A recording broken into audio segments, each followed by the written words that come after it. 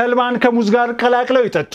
ወደ ሆስፒታል አይሄዱም። ይህ መጠጥ በጣም ውጤታማ ከመሆኑ የተነሳ አንድ ኩባያ ብቻ ቀኖን ለመቋቋም በቂ ጉልበት ይሰጡታል። የሰውነት ህመምን ያስወግዳል፣ ራስ ምታትን ያስወግዳል፣ በሽታ የመከላከል አቅምን ይጨምራል፣ እናም የደም ግፊትን ይቀንሳል። እንዴት እንደሚዘጋጅ እነሆ። በመጀመሪያ ሙዝ እናዘጋጃለን። ይቆራርጡት። በመቀጠል በዚህ አሰራር ውስጥ ዋና አካል የሆነውን አንድ እፍኝ ስፒናች እንጨምራለን። ከዛም አንድ የሾርባ ማንኪያ የተልባ ፍሬና አንድ የሻይ ማንኪያ ቀረፋ መጨመር አለብን። ይህም የዚህን መጠጥ ውጤታማነት ይጨምራል። ሁሉንም ንጥረ ነገሮች በመፍጫ ውስጥ ከአንድ ኩባያ የአልመንድ ወተት ጋር አሊያም ከአንድ ኩባያ ውሃ ጋር ለ2 ደቂቃ ያዋህዱ፣ ይፍጩት። ጠዋት ከእንቅልፎ ሲነሱ ይህንን መጠጥ አንድ ኩባያ ይጠጡ። ለጣፋጭነቱ አንድ የሻይ ማንኪያ ማር ማከል ይችላሉ።